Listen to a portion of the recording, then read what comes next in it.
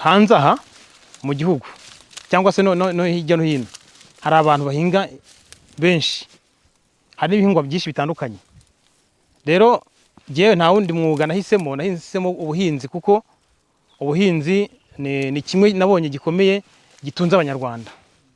Ikindi cya kabiri, mbona ni kimwe mu bintu bikorwa ukaba utabona umusaruro ngo ubure icyo ukoresha, kuko ababikosoma baba bahari. Rero guhitamo ubuhinzi ni icyambere na cyatumye mbihitamo, ni inyungu zibamo. Nta nyungu zirimo ntabwo najya guhinga. Niyo mpamvu rero nahisemo ubuhinzi, kandi ngahitamo kugira ngo nibura bukurikirane bukore neza, kugira ngo bumpe amafaranga mbashe najya kwiteza imbere. Umbajije ikibazo kimbaza ngo natangiye ryari. Jewe ubu tuvugana mfite imyaka 42. Mu myaka 42 mfite, natangiye guhinga mfite imyaka 15. Ubwo nibwo nari ntangiye kunoza ubuhinzi neza. Yego, ariko muko guhinga nahingaga ibintu bitandukanye. Ubu rero noneho nashyize imizi mu gihingwa cy'urusenda, kuko nabonaga ari igihingwa gifite abantu benshi, kandi noneho kiri impuzamahanga.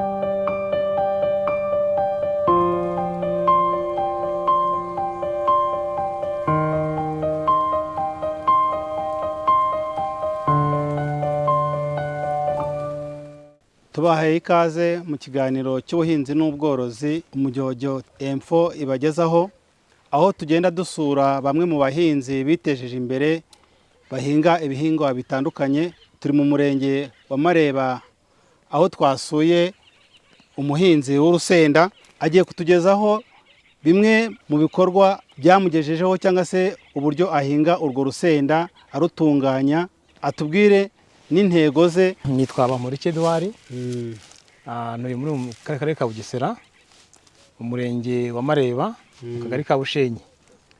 Ndi umuhinzi rero mworozi, ariko cyane imbaraga nzashyira mu buhinzi. Mpinga urusenda, mpinga inyanya, mpinga imiceri ndetse n'ibishyimbo n'ibigori. Ariko cyane uyu mwanya tugiye kuganira ku bijyanye n'urusenda, kuko rusanzwe ariho ndi. Turabona urusenda rutandukanye, cyangwa se turabona runo rusenda runyuranye n'uruzwi ku isoko ry'u Rwanda, cyangwa se abahinzi bahinga mu Rwanda. Dusobanurire iby'uru rusenda. Ngira ngo rero urusenda ni igihingwa cyiza. Mbere nanze kurubakundisha, kuko ni igihingwa kitajya kibura isoko, igihingwa mpuzamahanga, igihingwa ushobora kweza umusaruro ukagenda hanze y'igihugu. Iyi mbuto ni imbuto yitwa teja. Ni imbuto dusarura yaba mbisi cyangwa se yumye, ikajya ku isoko, kandi umuntu akabona amafaranga. Hanyuma rero ku kintu mbajije gikomeye cyane, ni ukumbaza ngo ruhingwa rute. Mbere tubanza gutegura umurima, tugahinga, tugakora pikinyeri, tukinaza. Urusenda rumara igihe kitari hasi y'imisi 45 ruri mu gihumbiko. Yego. Iyo rumaze gukura rero, rugeze igihe cyo guterwa, turukuramo tukaruhinga, dutegura umurima wacu neza.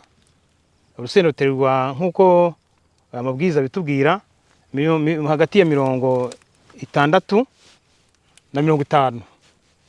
Ubwo ni metero? Yego, santimetero 60 na 50. Niho duhinga urusenda rwacu, tugatera urubuto rumwe. Urubuto rwacu turarutera, tukaruteza imborera, tukaruteza imvaruganda. Urusenda tukaruguhira, tuguhira dukoresheje imirasire y'izuba, cyangwa se tugakoresha moteri zuhira za mazutu cyangwa essence, biterwa n'ahantu wahinze, kuko duhinga mu mirimo itandukanye. Udafite n'ibyo bushobozi bwa moteri, dukoresha n'amarozwari, kandi tugahinga tukabona umusaruro, tukeza tukabona amafaranga. Ngira ngo hari ibikoresho byabugenewe. Imirasire hari uburyo iba yesitaye kuri pompe n'amatiyo mu mirima. Hanyuma amazi tugenda tugafungura mashini pompe, ikazamura amazi akajya mu mirima, tugashyiraho imipira tukuhira dukoresheje intoki. Ibyo byo kwesitara mu mirima ni ibyo abantu bafite ubushobozi, bafite amafaranga. Ariko natwe ubwo buryo dukoresha na ranjoma kugira ngo turebe ko twabona natwe ibidutunga ndetse tugatunga n'imiryango yacu ndetse n'abaturanyi bakabona icyo kurya bakabona n'amafaranga. Ubundi ubwo buryo uvuze ni bwiza ariko kubona ababigoye bisaba ubushobozi bunini. Kugira ngo urusenda ni igihingwa nk'uko nabatangiye mbivuga cyiza, gifite isoko hanze y'igihugu, nubwo utabona isoko hafi aho ngaho mu gihugu, hanze y'igihugu naho urusenda rufite isoko. Ngira ngo urusenda impamvu yatumye duhitamo urusenda, rufite ibintu birenga kimwe. Natangaho urugero, urusenda ni igihingwa uhinga ukaba wirinze kwangiza kuba bakwiba kuko nta muntu wakwiba urusenda. Icyo ni kimwe cya mbere. Ikindi cya kabiri, rugira amafaranga. Icya gatatu navuga ku rusenda ni ukuvuga ngo urusenda rugira akazi katari kenshi. Akazi k'urusenda, iyo watera urusenda rwawe ukarutera umuti, ukarubagara, ukaruha amazi, ubwo wamaze kubona amafaranga. Niyo mpamvu rero mpitamo urusenda, kuko wenda nafata urugero ku bigori cyane nk'uko ubivuze, nabyo ndabihinga, ariko ushobora kweza ibigori ugategereza isoko ukaribura, wanaribona ugasanga ni isoko riri buguhombye, nta mafaranga uribone ahagije. Bityo rero mfata gahunda yo kwihingira urusenda, kuko urusenda mpinga afite amasezerano y'umuguzi kandi nzi neza ko amafaranga twavuganye agomba kuyanyishyura. Ni uvuga ngo wowe uhingira isoko? Yego. Gute rero? Mbere y'uko mpinga mbasha kubanza kujya amasezerano n'umuguzi, tukumvikana igiciro azampera, niba urusenda rubisi, niba urusenda rwumye, ayo mafaranga tukaba tuyaziranyeho, akagira ibyo musaba n'akagira ibyo ansaba, nkakurikirana urusenda rwanjye rwabona umusaruro, akaza agapimura akanyishyura, akajyana urusenda rwe. Akabazo k'amatsiko. Yego. Uramutse kuvuze ko uhingira isoko, aba yagutegetse n'ibiro uba ugomba kumuha. Yego. Ibyo biro iyo bitabonetse we abyifata mate hagati yawe nawe amasezerano? Ngira ngo ukoze cyane kumaza ikibazo cyiza, tujyana amasezerano, tukumvikana ko agomba no kuba n'umugonome ukurikirana umunsi ku munsi imbuto ahantu ziri ku murima. Aho ngaho. Bivuze iki rero? Umusaruro wabonetse wose usarurwa bahari. Ntabwo rero yambaza umusaruro ntabonye kandi afite umugonome wabyize ubisobanukiwe, wambaga hafi kandi nta kintu yambwiye gukora ntakoze. Uwo mugoronome ahembwa nawe cyangwa ahembwa nawe? Ni umwihembera. Hari urusenda rujya rumera nk'intoryi. Yego. Kubera iki utahinze rwa rusenda ugahinga urunguru? Ikintu cya mbere ni amakuru. Nagusobanuriye ko guhinga urusenda hari insenda nyinshi ziriho, hari urunguru rwa teja, hari urwo bita badayi, hari urwo bita kayeni, hari n'urwo rwa piripiri. Biterwa n'isoko wabonye rw'imbuto ugiye guhinga n'umukiriya ufite urwo akunze, cyangwa se urwo ubona ruri ku isoko cyane rukunzwe n'abantu bose. Ese buriya nta mpungenge ufite ku buryo aramutse uwo mukiriya aramutse abaye adahari, wacika intege ku buryo ubuhinzi bwawe bwaba bubaye nk'aho bukendera? Nta mpungenge mfite, kuko urusenda leta yashyizemo imbaraga. Niba leta ifata amafaranga ikunganira umuhinzi, akajya muri nkunganire, yaba ku ifumbire, yaba mu kujya mu bwishingizi, ntabwo ntekereza ko leta yashyira amafaranga mu bwishingizi cyangwa se mu kintu runaka kidafite isoko. Ubu n'urusenda ruri mu rurishingiye. Gute rero? Ni ukuvuga ngo hari amafaranga, hari ibigo by'ubwishingizi, urabanza ukaganira n'ikigo cy'ubwishingizi, mukumvikana uburyo bakwishingiye, mukumvikana icyo ibyishingirwa n'ibitishingirwa nk'uko Minagri babishyizeho, hanyuma ukandika usaba leta ko ikunganira. Ni ukuvuga ngo umuhinzi yatanga 60%, leta ikamwunganira 40%. Hanyuma rero amafaranga umuntu akayatanga, leta nayo ikongeraho ku muhinzi, ikigo cy'ubwishingizi kikaguha amasezerano cy'uko kikwishingiye ko nugira ikibazo bazakwishyura. Hanze aha mu gihugu cyangwa se no hirya no hino hari abantu bahinga benshi, hari n'ibihingwa byinshi bitandukanye. Rero jewe nta wundi mwuga nahisemo ubuhinzi, kuko ubuhinzi ni kimwe nabonye gikomeye gitunze Abanyarwanda. Ikindi cya kabiri, mbona ni kimwe mu bintu bikorwa ukaba utabona umusaruro ngo ubure icyo ukoresha, kuko ababikosoma bahari. Rero guhitamo ubuhinzi ni icya mbere na cyatumye mbihitamo, ni inyungu zibamo. Nta nyungu zirimo ntabwo najya guhinga. niyo mpamvu rero nahisemo ubuhinzi kandi ngahitamo kugira ngo nibura bukurikirane bukore neza kugira ngo bumpe amafaranga mbashe nanjye kwiteza imbere. Umbajije ikibazo kimbaza ngo natangiye ryari. Jewe ubu tuvugana mfite imyaka 42. Mu myaka 42 mfite natangiye guhinga mfite imyaka 15. Ubwo nibwo nari ntangiye kunoza ubuhinzi neza. Yego, ariko muko guhinga nahingaga ibintu bitandukanye.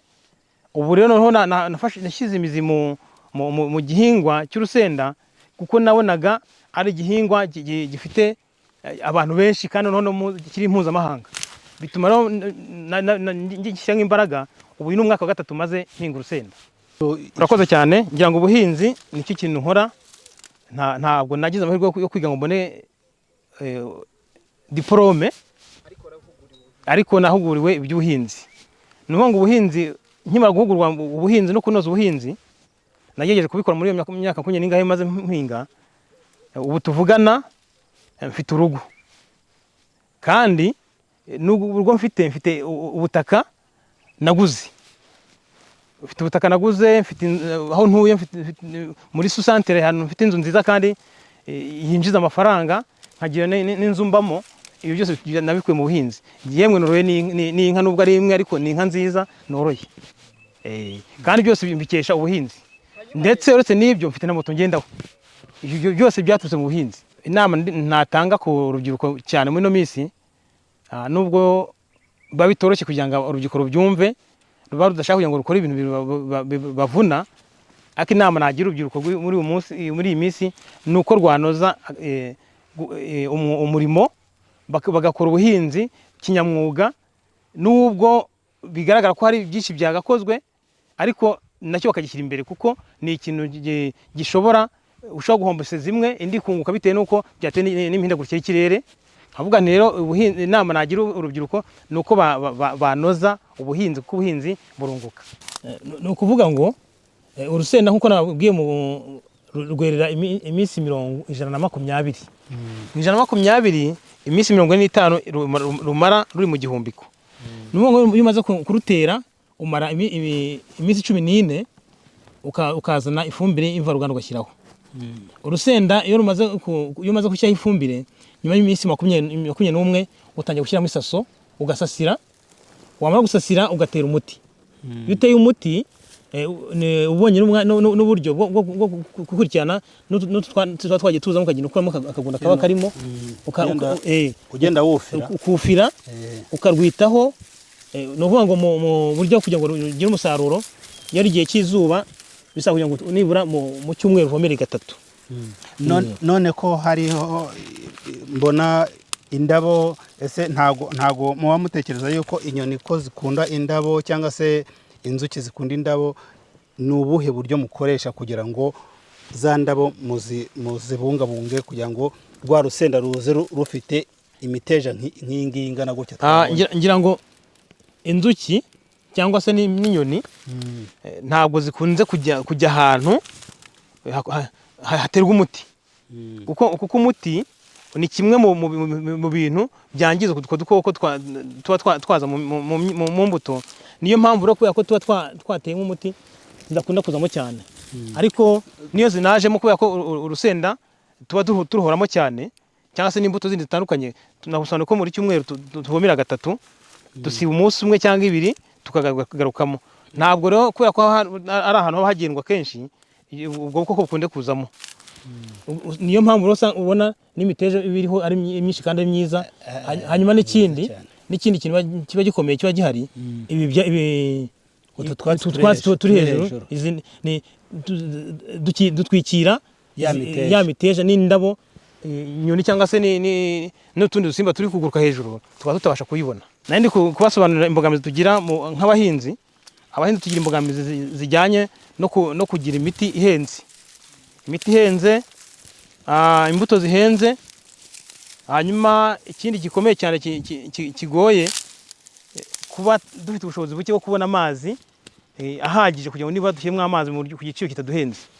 Izo rero ni imbogamizi abahinzi tugira, dusaba ngo bibaye ngombwa ko RAB, Minagiri n'izindi nzego ndetse n'abafatanyabikorwa bakatubaye hafi kugira ngo nibura badufashe kugira ngo tubone ibintu bitaduhenze kandi byatuma n'umusaruro uboneka ukaniyongera. Bashimiye ko mwakurikiye ikiganiro cy'ubuhinzi bw'urusenda.